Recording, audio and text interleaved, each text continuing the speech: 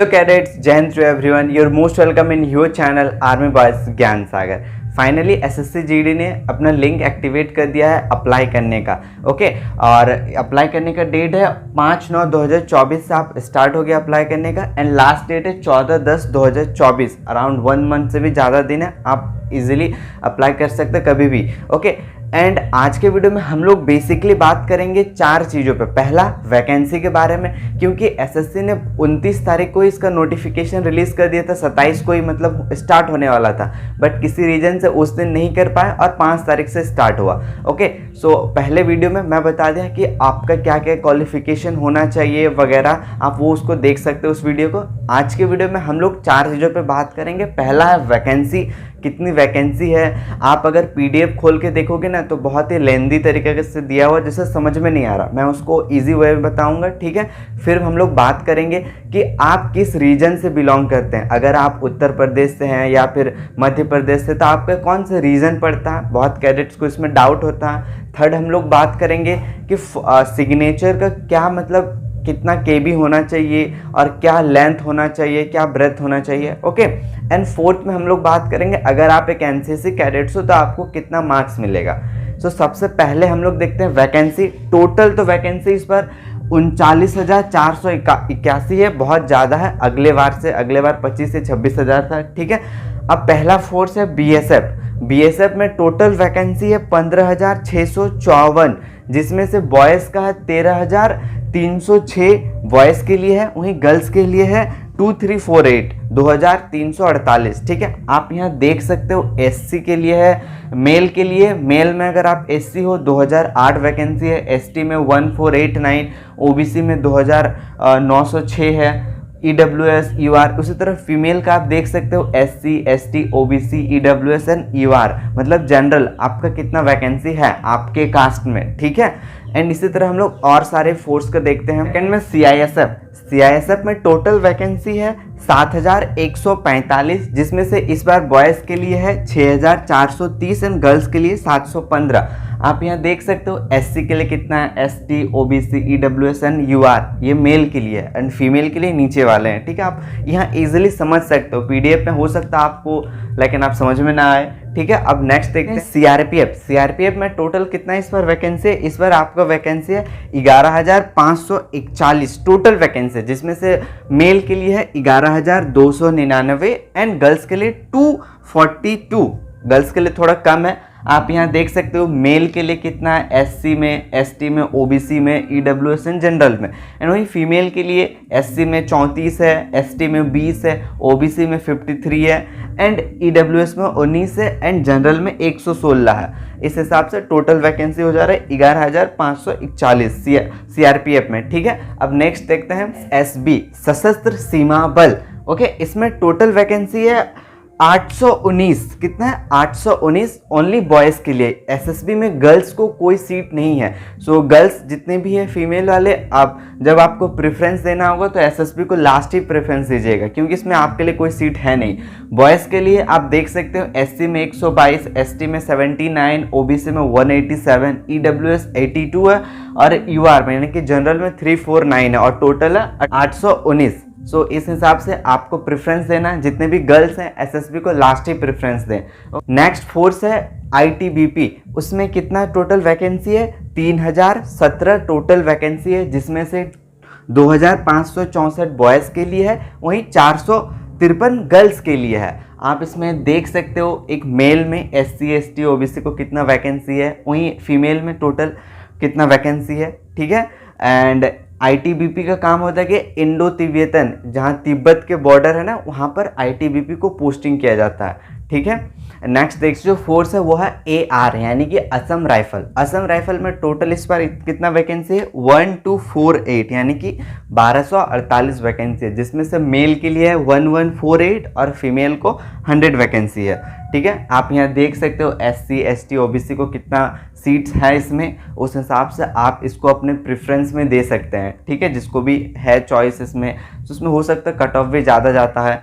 Okay, अब next force का देखते हैं, उसमें कितना सीट्स हैं, बॉयज़ के लिए कितना है, गर्ल्स के लिए कितना। नेक्स्ट फोर्स है एसएसएफ, स्पेशल सिक्योरिटी फोर्स। इसमें आपको पोस्टिंग मिलता है या तो मीन्स देश में जो बड़े बड़े रिनोन पर्सन हैं या फिर बड़े बड़े बिल्डिंग्स हैं, कुछ धरोहर स्थल है, पुराने हमारे हिस्ट्रिकल कुछ बिल्डिंग है, उसमें आपको उसको प्रोटेक्शन के लिए जॉब मिलता है इसमें। ओके, या फिर आप बांग्लादेश हो गया, कोई बाहर के कंट्री में जो इंडिया के लोग हैं, ओके, इंडियन एम्बेसी, उसमें भी आपको प्रोटेक्शन के लिए एसएसएफ के थ्रू ही भेजा जाता है। इसमें टोटल कितने वैकेंसी है? टोटल 35 ही वैकेंसी है, ओनली 35 है, बॉयज़ के लिए ही है, ओनली 35 एसएसएफ में। ओके, आप यहाँ देख सकते हो एससी एसटी ओबीसी में जैसे 9 है, ईडब्ल्यूएस में 4 है, जनरल में 14 है। सो अगर आप इसको प्रेफरेंस देते हो तो आपका नंबर अच्छा ही आना चाहिए क्योंकि वैकेंसी कम है। ओके, तो अब नेक्स्ट देखते हैं नारकोटिक्स कंट्रोल ब्यूरो। अगले बार इसमें कोई वैकेंसी नहीं थी, बट इस बार इसमें टोटल 22 वैकेंसी है, गर्ल्स के लिए भी 11 है, बॉयज़ के लिए भी 11 है। चलिए आप यहाँ देख सकते हो एसटी में 1 वैकेंसी है, ओबीसी में 5 है, ठीक है, जनरल में भी 5 वैकेंसी है। इस तरह गर्ल्स के लिए ओबीसी में 4 वैकेंसी है, वहीं ईडब्ल्यूएस में 1 वैकेंसी है और जनरल में 6 वैकेंसी है। इस बार एनसीबी में भी कुछ वैकेंसी हैं 22 को, आप इसको भी भर सकते हैं। आई होप आपको जितने भी वैकेंसी हैं वो ईजिली समझ में आ गया होगा। पीडीएफ में थोड़ा पीडीएफ में कंपैरेटिवली उतना समझ में नहीं आ रहा था, आई होप अभी समझ में आ गया होगा आप सबों को। अब नेक्स्ट हम लोग देखते हैं आप किस रीजन से बिलोंग करते हैं। जैसे आपका स्टेट अगर दिल्ली हो गया, उत्तर प्रदेश, बिहार, तो आप किस रीजन में आते हो। जब आप फॉर्म भरोगे तब से आपसे पूछा जाता है कि आपका क्या रीजन है। चलिए उसको देखिए। एसएससी का फॉर्म भरते समय सबसे इंपॉर्टेंट चीज होता है रीजन। आपको रीजन पता होना चाहिए, मीन्स आप किस रीजन से बिलोंग करते हैं वो आपसे पूछा जाता है, ये रीजन है क्या। वीडियो में आगे बढ़ने से पहले अगर आप अपना एक सीट एसएससी जीडी कांस्टेबल के एग्जाम में कंफर्म करना चाहते हैं तो मैं आपको एसएससी जीडी का बेस्ट बुक बताना चाहूँगा। आप चक्षु प्रकाशन का बुक ले सकते हैं। ओके, अगर आप मैथ बेसिक से तैयार करना चाहते हैं आप उनका ये मैथ बुक परचेस कर सकते हैं, जिसमें आपको कॉन्सेप्ट अलग चैप्टर वाइज दिया गया है, जिसमें आप इजीली पढ़ के समझ सकते हैं। ओके, एंड अगर आपको बेसिक्स आता है, आप प्रीवियस ईयर क्वेश्चन लगाना चाहते हो, आप उनके ये सारे बुक परचेस कर सकते हैं, जिसमें 2024 में जितने भी एग्जाम हुआ, ओके, उसका प्रीवियस ईयर का क्वेश्चन दिया हुआ, जो आपके परफॉर्मेंस को और बढ़ाएगा। ये सारे बुक बहुत ही कम दाम में उपलब्ध है, आप अमेजॉन फ्लिपकार्ट से परचेस कर सकते हैं, लिंक इन डिस्क्रिप्शन। पूरा में भारत में जितने भी स्टेट हैं और यूनियन टेरिटरीज को मिला के एसएससी ने सबको अलग अलग रीजन में बांटा है। आप ही सोचिए अगर अलग अलग रीजन में नहीं बांटता, एक ही होता, तो इतने सारे फॉर्म का सर्वर लोड नहीं ले पाता। इस वजह से सबका अलग अलग रीजन बांट के रखा हुआ है। ओके, अब हम समझते हैं कि आप कौन से रीजन से बिलोंग करते हैं। ओके, आपका रीजन वही होगा आप जिस स्टेट से बिलोंग करते हैं। जैसे सेंट्रल रीजन किसका होगा, जो भी एस्पिरेंट बिहार और उत्तर प्रदेश से फॉर्म भरेंगे वो लिखेंगे सेंट्रल रीजन, ठीक है। उसी तरह ईस्टर्न रीजन यानी कि ईआर, जो भी कैडेट्स जो भी एस्पिरेंट फॉर्म भर रहे हैं अंडमान एंड निकोबार एंड झारखंड के, उड़ीसा, सिक्किम एंड वेस्ट बंगाल, इन स्टेट और यूटी से जो भी फॉर्म भर रहे हैं वो कहलाएंगे ईस्टर्न रीजन के, ठीक है। उसी तरह और एक रीजन होता है KKR यानी कि कर्नाटक केरला रीजन। ओके, इसमें लक्षद्वीप, कर्नाटक और केरला, ये 2 स्टेट और एक यूनियन टेरिस इस रीजन के अंदर में आते हैं, यानी कि इनका जितना भी फॉर्म होता है रिजल्ट इसी रीजन में होता है, ठीक है। आई होप आपको ये तीनों समझ में आ गया होगा। आप आगे देखते हैं और भी रीजन है, इसमें पूरे 9 रीजन है भारत में, एसएससी ने बांट के रखा हुआ, ठीक है। नेक्स्ट रीजन है मध्य प्रदेश रीजन यानी कि MPR। मध्य प्रदेश रीजन में 2 स्टेट आते हैं, एक तो मध्य प्रदेश आता है और एक छत्तीसगढ़। आप अगर छत्तीसगढ़ में रहते हो तो आप क्या लिखोगे, आप MPR रीजन से बिलोंग करते हो। समझ में आ गया। नेक्स्ट हम लोग फिफ्थ नंबर है नॉर्थ ईस्ट रीजन यानी कि NER। इसमें है जो 6 सिस्टर, हम लोग बोलते हैं ना 6 सिस्टर, किसको बोलते हैं, अरुणाचल प्रदेश हो गया, असम हो गया, मणिपुर, मेघालय, मिजोरम, नागालैंड एंड त्रिपुरा, इस सारे स्टेट नॉर्थ ईस्ट रीजन है, ठीक है। और नॉर्थ रीजन क्या होता है, NR। नॉर्थ रीजन को NR से लिखा जाता है शॉर्ट में। नॉर्थ, अगर आप दिल्ली में रहते हो तो आप कौन से रीजन से बिलोंग करते हो, नॉर्दर्न रीजन, ठीक है। राजस्थान वाले भी, उत्तराखंड वाले भी नॉर्दर्न रीजन। आई होप ये क्लियर हो गया होगा। अब नेक्स्ट और 3 रीजन है। नेक्स्ट रीजन है आपका नॉर्थ वेस्टर्न रीजन, जिसको हम लोग NWR बोलते हैं, आप अगर चंडीगढ़, हरियाणा, हिमाचल प्रदेश, पंजाब, जम्मू कश्मीर या लद्दाख से बिलोंग करते हैं तो आपका रीजन होगा NWR, नॉर्थ वेस्टर्न रीजन। आगे देखते हैं 8 नंबर में है SR यानी कि सदर्न रीजन, साउथ रीजन। आप में आंध्र प्रदेश, तमिलनाडु, तेलंगाना एंड पुडुचेरी, ये 3 स्टेट और 1 यूनियन टेरिटरीज मिला के सदर्न रीजन बनते हैं। ठीक है, आप अगर तमिलनाडु, आंध्र प्रदेश, तेलंगाना या पुडुचेरी में रहते हो तो आपका रीजन होगा SR यानी कि सदर्न रीजन। 9 नंबर है western region WR, Dadar Nagar Haveli and Daman and Diu, ये यूनियन टेरिटरीज है। अगर आप यहाँ से फॉर्म भरोगे तो आपका वेस्टर्न रीजन होगा। और है गोवा, गुजरात एंड महाराष्ट्र। ओके, ये है वेस्टर्न रीजन। आई होप आपको ये पूरा क्लियर हो गया होगा।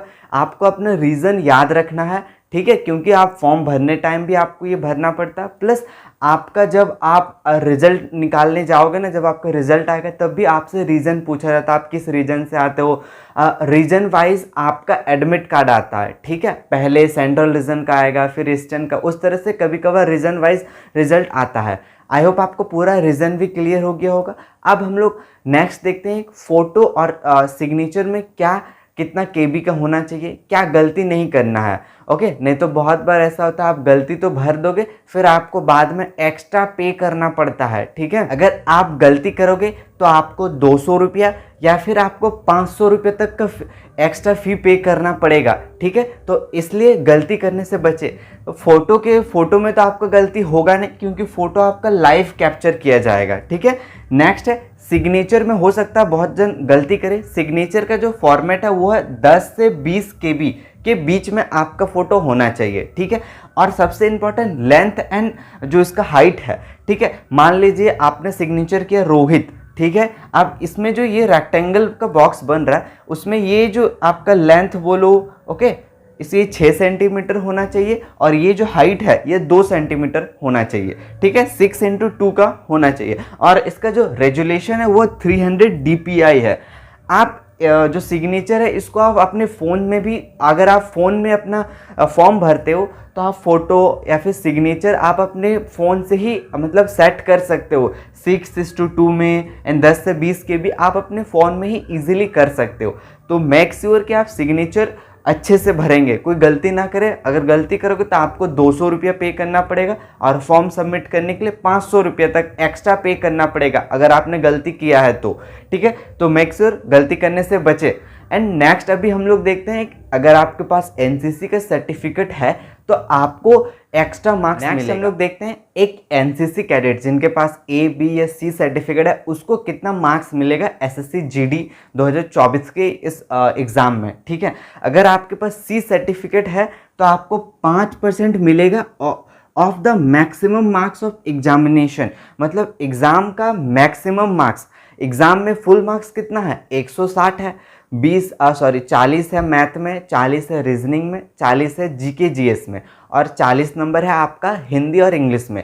तो 160 का 5% मिलेगा आपको C सर्टिफिकेट होने पे। वहीं B सर्टिफिकेट होने पे 3% मिलेगा, A सर्टिफिकेट के 2%। यानी कि अगर आपके पास C सर्टिफिकेट है तो आपको 8 मार्क्स मिलेगा, अगर B सर्टिफिकेट है आपको 4.8 मार्क्स मिलेगा एंड 2% मिलेगा आपको A सर्टिफिकेट के लिए, यानी कि 3.2 मार्क्स। आई होप आपको ये क्लियर हो गया होगा। एंड बहुत कैडेट्स को ये डाउट रहता है कि हमको जितना हम स्कोर करेंगे उसका 5% नहीं, फुल मार्क्स। आप PDF में जो भी नोटिफिकेशन है उसमें देखिएगा, आपको वहाँ क्लियर लिखा हुआ कि full maximum marks of the examination, यानी कि 160 का 5% मिलेगा, यानी कि 8 मार्क्स मिलेगा। NCC का C सर्टिफिकेट है और आपने 120 स्कोर किया तो आपको 8 नंबर मिलेगा, आपका मार्क्स हो जाएगा 128। ठीक है, आई होप आपको ये क्लियर हो गया होगा। एंड अगर आपको कोई भी और डाउट है so you can just comment.